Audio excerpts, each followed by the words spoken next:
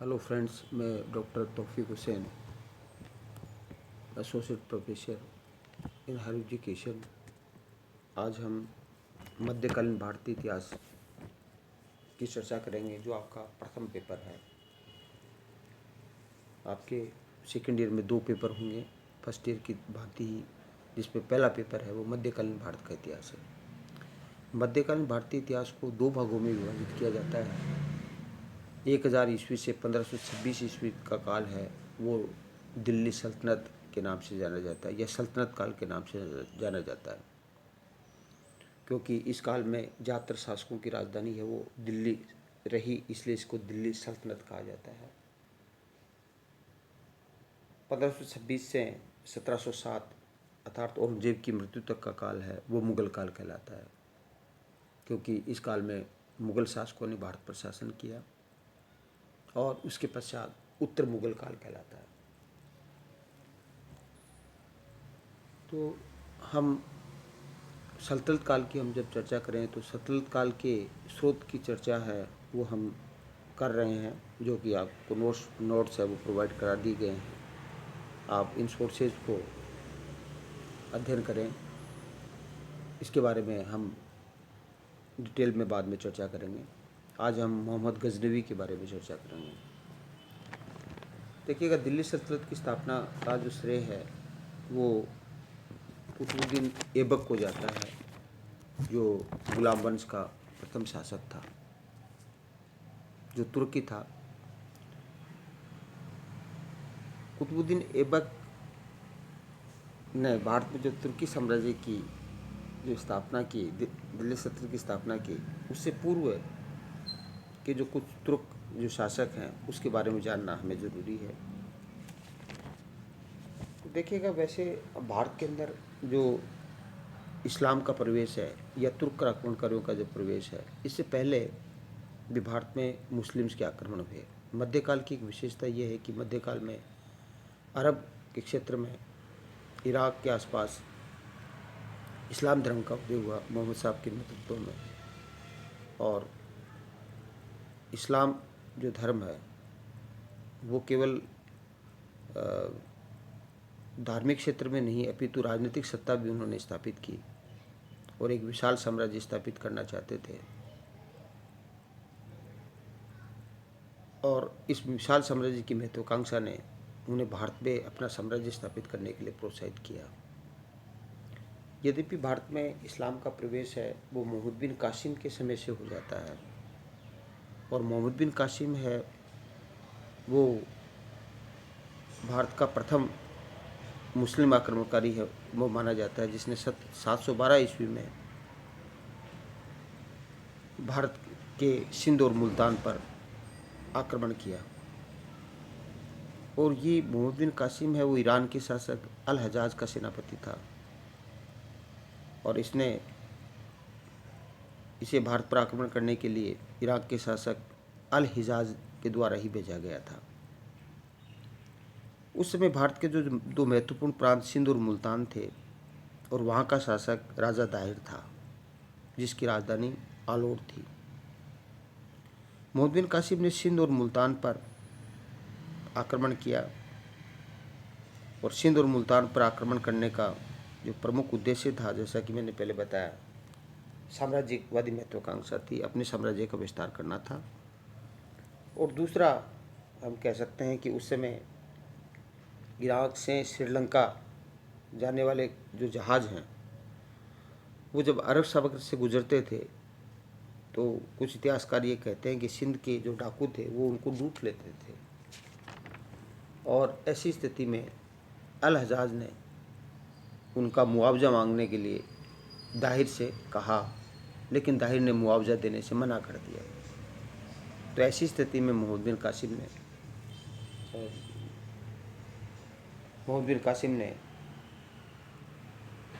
सिंध पर आक्रमण किया, और सिंध के देवल को उसने जीत लिया।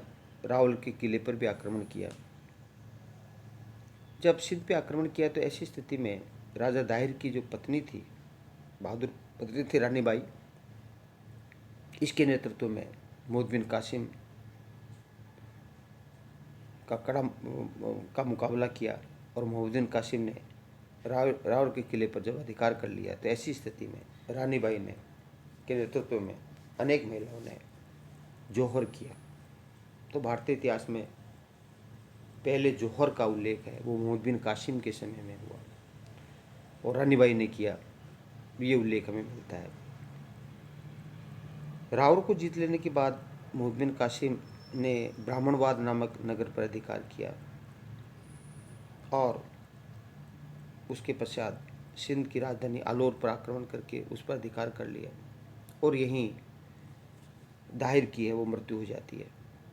आलोर जीतने के बाद मोहम्मद बिन कासिम मुल्तान पे आक्रमण करता है और वह उस पर भी अधिकार कर लेता है। मुल्तान को उस समय सुवर्णगिरी के नाम से जाना जाता था। ये जो मोहम्मद बिन कासिम का सिंध और मुल्तान पर जो आक्रमण है, मोहम्मद बिन कासिम जो अरब आक्रमणकारी था, इसका उल्लेख उस समय के जो तत्कालीन ग्रंथ है चचनामा है उसमें उल्लेख मिलता है। और इस समय आपको एक दूसरी बात ये ध्यान रखने की है कि इस समय जो मोहम्मद बिन कासिम है उसने सिंध और मुल्तान के जनता पर जब अधिकार कर लिया, सिंध और मुल्तान पे, तो सिंध और मुल्तान की जनता पर जजिया नामक कर लगाया। तो जजिया है वो एक महत्वपूर्ण टैक्स है जो मध्यकालीन भारतीय इतिहास में मुस्लिम शरीयत के अनुसार जो 4 प्रकार के कर जजिया, ज़कात, खराज और खम्स जो लगाए जाते थे उसमें जजिया को प्रमुख माना जाता है। तो जजिया का जो प्रारंभ है उसकी इतिहास के बारे में अपन डिटेल में बाद में चर्चा करेंगे। तो यहाँ हमें जजिया का 712 ईस्वी में मोहम्मद बिन कासिम ने जजिया कर जो गैर मुसलमानों से है वो लिया जाता था, वो मोहम्मद बिन कासिम ने वो लगाया। अब हमें मोहम्मद बिन कासिम के आक्रमण के पश्चात, यद्यपि जैसे कि हमने देखा कि जो इस्लाम के अनुयायियों ने जो भारत पे आक्रमण किया उसमें पहले आक्रमणकारी अरब थे, लेकिन अरब है वो भारत में स्थायी साम्राज्य स्थापित करने में सफल नहीं रहे, क्योंकि सब खलीफाओं की विलासिता और दुर्बलताओं ने इस्लाम के नेतृत्व को अरबों के हाथों से खो दिया। क्योंकि खलीफा विलासी थे, भोगविलासतापूर्ण जीवन व्यतीत करते थे। तो पहले ईरानियों के नेतृत्व मतलब जो भारत पे आक्रमण जो ईरानी है उनके नेतृत्व में आया और उसके पश्चात इस्लाम का नेतृत्व तुर्कियों के हाथ में आया। तो अरबों के बाद में इस्लाम का नेतृत्व ईरानियों के हाथ में और उसके बाद में तुर्कों के हाथ में आया। तो भारत में इस्लामी साम्राज्य जो स्थापित किया, उस इस्लामी साम्राज्य स्थापित करने का श्रेय तुर्कों को है। और तुर्क क्या था? तुर्क ये भी हमें जानना है कि तुर्क से हमारा क्या तात्पर्य, कि तुर्क मुस्लिम ही थे जिन्होंने इस्लाम धर्म ग्रहण कर लिया था। तो ये चीन के उत्तरी पश्चिमी सीमाओं में निवास करने वाली एक असभ्य और बर्बर जाति थी। तुर्क चीन की उत्तरी पश्चिमी सीमाओं में निवास करने वाली एक असभ्य और बर्बर जाति थी। 9वीं शताब्दी में तुर्क अब्बासी साम्राज्य के महलों में एक रक्षक के रूप में, एक भाड़े के सैनिक के रूप में आए थे और खलीफाओं की कमजोरी के कारण से, दुर्बलताओं के कारण से वो जल्दी ही इतने शक्तिशाली हो गए कि वो अपनी मर्जी से राजा बनाने लगे और बिगाड़ने, मतलब किंग मेकर की भूमिका में तुर्क आ गए। जब खलीफा साम्राज्य जब विखंडित हुआ तो खिलाफत साम्राज्य के विखंडन का एक जो प्रमुख पार्ट था उसको सामान्य राज्य कहा जाता था और इसकी स्थापना समन निवास इस्माइल ने 911 ईस्वी में, सामान्य राज्य की स्थापना इस्माइल ने 911 ईस्वी में बुखारा में की। और अलतगिन नामक एक तुर्क सरदार ने गजनी की एक स्वतंत्र तुर्क राज्य की स्थापना की। तो गजनी अफगानिस्तान का एक स्थान है गजनी। तो वहाँ पे अलतगिन नामक एक जो तुर्क सरदार है उसने तुर्क राज्य की स्थापना की और जो सामान्य शासक अहमद है उसने अलतगिन को दास के रूप में खरीदा था। तो तुर्क राज्य की स्थापना अफगानिस्तान में हुई गजनी के अंदर, और उसका जो शासक कौन था? अलपगिन। अलपगिन के बाद में उसका दामाद है वो गजनी, जो सूतगिन है वो अधिकार कर लेता है गजनी पे। सूतगिन भारत पर आक्रमण करने वाला पहला तुर्की मुसलमान था। मोहम्मद बिन कासिम था वो अरबी था, तुर्की मुसलमान था वो सूतगिन था। और इसने उस समय इस अफगानिस्तान की सीमाएं भारत में जो हिंदुशाही शासक था उसकी साम्राज्य से मिलती थी। और जो सूतगिन है हिंदुशाही शासक से मिलती थी, और वहाँ का शासक उस समय जयपाल था। सूतगिन है वो जयपाल को है वो पराजित कर देता है। सूतगिन की मृत्यु से पूर्व उसका साम्राज्य है, या गजनी साम्राज्य जिसको हम कहें, वो अफगानिस्तान, खुरासान, बल्ख और पश्चिमोत्तर भारत तक फैल गया था। सूतगिन ने अपने छोटे पुत्र इस्माइल को अपना उत्तराधिकारी नियुक्त किया, लेकिन सूतगिन का जो बड़ा पुत्र था महमूद, उसने इस्माइल को 998 ईस्वी में पराजित कर दिया और गजनी पे अधिकार कर लिया। तो इस तरह से 998 ईस्वी में मोहम्मद गजनवी गजनी का शासक बना। गजनी जो अफगानिस्तान का एक पर्वतीय भाग था वहाँ का शासक बनता है कौन? सूतगिन, सॉरी मोहम्मद गजनवी, जो कि सूतगिन का लड़का था। और गजनी है, मोहम्मद गजनवी है, उसका जो वंश है उसको यामिनी वंश कहा जाता है। मोहम्मद गजनवी के बारे में आपको जानना है कि मोहम्मद गजनवी सुल्तान की उपाधि धारण करने वाला प्रथम शासक था। और बगदाद का जो खलीफा अल कादिर बिल्ला था उस समय, तो अल कादिर बिल्ला ने मोहम्मद गजनवी को यामिनी दूल्हा अर्थात साम्राज्य का, खलीफा साम्राज्य का दाहिना हाथ कहा। यामिनी दूल्हा की उपाधि और अमीन उल मिल्लत अर्थात इस्लाम का संरक्षक उसकी उपाधियाँ दी। तो आपको मोहम्मद गजनवी के बारे में 998 ईस्वी में सूतगिन की मृत्यु के पश्चात मोहम्मद गजनवी है वो कहाँ का शासक बनता है? गजनी का शासक बनता है। बगदाद का उस समय खलीफा था अल कादिर बिल्ला, वह उसको यामिनी दूल्हा और अमीनुल मुल्लत की उपाधि है वो प्रदान करता है। अब हमारे सामने प्रश्न उठता है कि मोहम्मद गजनवी है वो भारत पर आक्रमण क्यों करता है? देखिएगा, एक बात आपको ये भी जानना जरूरी है कि इतिहास का अध्ययन करते वक्त हमें न तो मुस्लिम होकर के इतिहास का अध्ययन करना है और न ही हिंदू होकर के इतिहास का अध्ययन करना है। हमें इतिहास के विद्यार्थी के रूप में है वो इतिहास का अध्ययन करना है, क्योंकि यदि आप मुस्लिम बनकर के इतिहास का अध्ययन करेंगे तो उस शासकों की आपको अच्छाई नज़र नहीं आएगी, और हिंदू बनकर के यदि इतिहास का अध्ययन करेंगे तो उनकी आप उसकी जो अच्छाइयाँ हैं उनको नहीं पहचान पाएंगे। तो हमें निष्पक्ष ढंग से है एक शासक, एक जो व्यक्तित्व है, जो इतिहास के व्यक्तित्व उसका अध्ययन करना है, जिससे कि हम उनकी कमी, उनकी जो अच्छाइयाँ हैं और उनकी जो बुराइयाँ हैं उनका निष्पक्ष रूप से है वो अध्ययन हम कर पाएंगे। तो मोहम्मद गजनवी का जो भारत पे जो आक्रमण है, भारत पे जो इलियट है वो ये कहते हैं कि मोहम्मद गजनवी ने भारत पे 17 आक्रमण किए। लगभग 25 वर्ष तक वह भारत पर लगातार आक्रमण करता रहा। भारत पर 17 आक्रमण किए। तो भारत में आक्रमण करने का उद्देश्य क्या था? क्यों आक्रमण किया उसने? हालांकि भारत में साम्राज्य स्थापित नहीं कर पाया, लेकिन भारत में उसने लगातार हर वर्ष है वो भारत पर आक्रमण करता था, धन लूट के चला जाता था, क्योंकि अफगानिस्तान का पर्वतीय क्षेत्र था और वहाँ कुछ होता नहीं था। तो ऐसी स्थिति में वो अपने प्रजा को और अपने सैनिकों को का भरण पोषण करने के लिए उसके बाद उसने भारत के बारे के अंदर सुन रखा था कि यहाँ अकूत दौलत है। तो ऐसी स्थिति में वो यहाँ से धन ले जाता था और ऐशो आराम करता था। तो उस समय का जो प्रसिद्ध इतिहासकार उत्बी है उसने तारीख़ यामिनी नामक ग्रंथ लिखा। और तारिख यामिनी में उत्बी है, वो ये लिखता है कि मोहम्मद गजनवी का भारत पर आक्रमण करने का जो प्रमुख उद्देश्य था वो इस्लाम का प्रसार करना था। उत्बी ये कहता है, और वो ये कहता है क्योंकि जो बगदाद का जो खलीफा है अल कादिर बिल्ला, उसने मोहम्मद गजनवी को जो उपाधियाँ दी, इस्लाम का संरक्षक कहा, उससे ये जाहिर होता है कि मोहम्मद गजनवी का भारत पर आक्रमण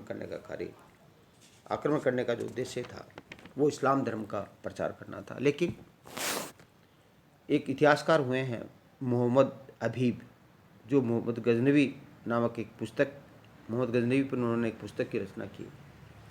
प्रोफेसर अबीब है, ये कहते हैं कि मोहम्मद गजनवी का भारत पर आक्रमण करने का उद्देश्य भारत से धन प्राप्त करना था। वो भारत में इस्लाम का प्रचार करना उसका उद्देश्य नहीं था, क्योंकि इस्लाम धर्म का जो आप दार्शनिक पक्ष देखेंगे उसमें इस्लाम में धन लूटना है या किसी दूसरे धर्म को नुकसान पहुंचाना है, वो किसी भी धर्म में नहीं है।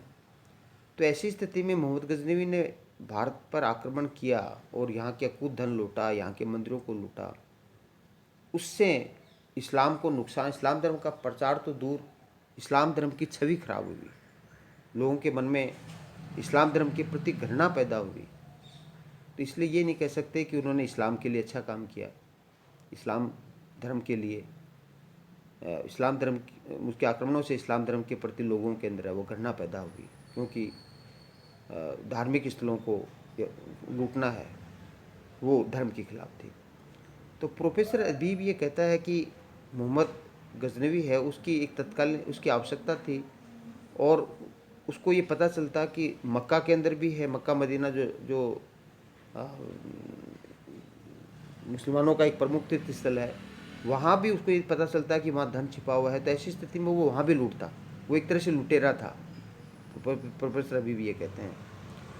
तो दूसरा उद्देश्य वो ये बताते हैं कि उस समय भारत के अंदर है वो हाथी प्राप्त करना था। हाथी थे, और हाथी उस समय युद्ध सेना का एक प्रमुख अंग है, वो माने जाते थे। तो हाथी प्राप्त करना है और धन प्राप्त करना है, वो प्रोफेसर अबीब है, वो आक्रमण करने का उद्देश्य मानते हैं। और प्रोफेसर हावेल भी इसका समर्थन है, वो करते हैं। और प्रोफेसर ए बी पांडे है, वो ये कहते हैं कि हाथी प्राप्त करना ही है उसका उद्देश्य था। तो कहने का तात्पर्य है कि मोहम्मद गजनवी का भारत पर आक्रमण करने का उद्देश्य है वो धन प्राप्त करना था, है ना। क्योंकि किसी भी जो शासक है वो उस शासक का धर्म नहीं होता है, उसका उद्देश्य है, वो अपने दृष्टिकोण से है, वो एक प्रकार से है, वो शासन करता है। तो मोहम्मद गजनवी है, उसने भारत पर जो आक्रमण किए उसकी संख्या प्रोफेसर इलियट है वो 17 मानते हैं। और उसका जो प्रथम आक्रमण है वो 1000 ईस्वी में पंजाब में, उस समय हिंदुसाई साम्राज्य था, तो वहाँ लगमान है, वहाँ पे 1000 ईस्वी के अंदर वो आक्रमण करता है। दूसरा आक्रमण 1001 ईस्वी में पंजाब पे करता है, और उस समय पंजाब का शासक हिंदुसाई शासक जयपाल था, और मोहम्मद गजनवी है वो जयपाल को पराजित कर देता है। जयपाल काफ़ी धन देता है मोहम्मद गजनवी को, और धन दे करके अपने आप को मुक्त करा लेता है। लेकिन जयपाल है वो अपने आप को इतना अपमानित महसूस करता है कि वह 1001 ईस्वी में आत्महत्या कर लेता है। मोहम्मद गजनवी का जो तीसरा आक्रमण है वो 1004 ईस्वी में भीरा नगर में हुआ। मोहम्मद गजनवी ने भीरा को जीतकर अपने साम्राज्य में मिला दिया, और भीरा के शासक बाजीराव है उसने भी अपनी आत्महत्या कर ली। चौथा आक्रमण मोहम्मद गजनवी का 1006 के अंदर मुल्तान में होता है। उस समय मुल्तान का शासक करमाती संप्रदाय का, शिया संप्रदाय को मानने वाला था, उसको पराजित कर देता है, और सेवकपाल को वहाँ नियुक्त करके स्वयं वापस गजनी लौट जाता है। पांचवा आक्रमण है वो 1008 ईस्वी में मुल्तान पे होता है। मुल्तान पे होता है और इस समय जो 1006 में आक्रमण किया था मोहम्मद गजनवी ने, तो वहाँ का जो शासक जब मोहम्मद गजनवी वापस गजनी लौट जाता है तो जो सेवक पाल है जिसने इस्लाम धर्म ग्रहण कर लिया था, वो इस्लाम धर्म को त्याग कर देता है और मोहम्मद गजनवी से क्रोधित होता है और ऐसी स्थिति में उसको दंड देने के लिए वो पुनः 1008 ईस्वी में मुल्तान पर आता है, मुल्तान पर आक्रमण कर देता है और सेवकपाल के स्थान पे पुनः फतेह दाऊद को है वो शासक बना करके वापस धन लेकर के लौट जाता है। छठा आक्रमण 1009 ईस्वी में पंजाब पे होता है और इस समय पंजाब का आनंदपाल था, उसने तो आत्महत्या कर ली थी। तो 1009 के अंदर पंजाब पे आक्रमण करता है और इस समय पंजाब का हिंदुशाही जो शासक था वो आनंदपाल था और इस समय एक महत्वपूर्ण युद्ध होता है जिसको वहंद का युद्ध कहते हैं और पंजाब की जो राजधानी थी उस समय आनंदपाल पराजित हो जाता है और आनंदपाल भागकर पहाड़ियों में नंदन के किले में अपने शरण लेता है। वहंद के युद्ध में कन्नौज का प्रतिहार वंश का जो शासक राजपाल था और बुंदेलखंड का जो चंदेल शासक गंड है, उन दोनों ने आनंदपाल की सहायता की थी। तो इस प्रकार मुल्तान और पंजाब है, दोनों पे जो भारत के प्रवेश द्वार माने जाते थे, इन दोनों पे मोहम्मद गजनवी है वो अधिकार कर लेता है। फिर सातवां आक्रमण है 1009 के अंदर है, अलवर में नारायणपुर के अंदर होता है, वहाँ हिंदू मंदिर है उसको वो तोड़ता है। आठवां आक्रमण है 1010 के अंदर मुल्तान पे होता है और मुल्तान पे क्योंकि मुल्तान का शासक जो फतेह दाऊद था, जो उसने शिया संप्रदाय का प्रचार करना शुरू कर दिया था, अतः फतेह दाऊद को पराजित कर करके वो उस पर वापस अधिकार कर लेता है। नौवां आक्रमण है वो थानेश्वर पे होता है 1012 में आक्रमण और उसमें थानेश्वर का उस समय का जो चक्र स्वामी का मंदिर है उसको लूटता है मोहम्मद गजनवी। और जो 10वां आक्रमण है वो नंदन पर होता है 1014 में, क्योंकि आनंद पाल की मृत्यु के पश्चात त्रिलोचन पाल है वो पंजाब का शासक बनता है और इस समय इसकी राजधानी क्या थी? नंदन थी। त्रिलोचन पाल द्वारा कश्मीर के शासक की मदद करने के लिए चले जाने पर उसकी अनुपस्थिति में उसके पुत्र भीमपाल द्वारा गजनी के खिलाफ संघर्ष किया गया, जिसे हराकर मोहम्मद ने नंदन पर अधिकार कर लिया। तो इस प्रकार मोहम्मद गजनवी ने हिंदुशाही जो उस समय गजनी साम्राज्य के जो निकट पड़ता था साम्राज्य भारत का हिंदुशाही, उसके 4 शासक को उसको पराजित किया। जयपाल को पराजित किया, उसने आत्महत्या कर ली, फिर आनंदपाल को पराजित किया, फिर उसके बाद में त्रिलोचन पाल को पराजित किया और उसके पश्चात भीमपाल को पराजित किया। तो ये आपको ये याद रखना है कि मोहम्मद गजनवी ने हिंदुशाही के कितने शासकों को पराजित किया? 4 शासकों को पराजित किया, जयपाल, आनंदपाल, त्रिलोचन पाल और भीमपाल।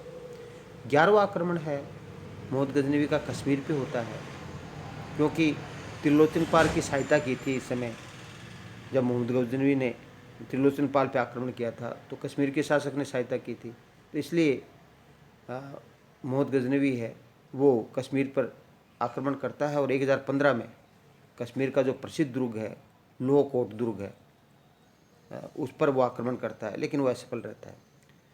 1018 में मोहम्मद गजनवी के जो महत्वपूर्ण आक्रमण है वो मथुरा और कन्नौज पे होता है। मथुरा का शासक फूलचंद था और कन्नौज का शासक राज्यपाल था। वो उस पर आक्रमण करता है और काफ़ी धन लूट करके वो चला जाता है। फिर जो 13वां आक्रमण है 1019 में बुंदेलखंड है वो कालिंजर पे होता है और इस समय कालिंजर का जो चंदेल शासक था वो जो विद्याधर था, जो महमूद से भयभीत होकर के है वो भाग जाता है। और 14वां आक्रमण है वो 1020 में पंजाब पे दोबारा होता है 15 आक्रमण है वो बुंदेलखंड में 1022 पे होता है, लेकिन सबसे महत्वपूर्ण जो आक्रमण है वो 1025 में सोमनाथ का होता है, ये आपको याद रखना है। तो ये गुजरात का सोमनाथ गुजरात के काठियावाड़ में स्थित है, और इस समय गुजरात का जो शासक था, चालुक्य वंश का शासक था, वो भीमदेव प्रथम था, और इसकी राजधानी अहिलवाड़ा थी। तो इस आक्रमण में महमूद गजनवी को सबसे ज़्यादा धन मिला, और उस समय का जो प्रसिद्ध इतिहासकार उत्बी तो यहाँ तक लिखता है कि मोहम्मद को उस समय धन ले जाने के लिए ऊँट नहीं मिले। भीमदेव प्रथम ने महमूद के आक्रमण से पहले ही गुजरात छोड़कर वो भाग जाता है, और महमूद को जब सोमनाथ के पुजारियों ने धन लेकर मूर्ति न तोड़ने का आग्रह किया, तो महमूद ने यह कह करके कि मैं मूर्ति विक्रेता की जगह मूर्ति भंजक कहलाना ज़्यादा पसंद करूँगा, और उसने मूर्ति तोड़ दी, जो कि उसने बहुत गलत काम किया।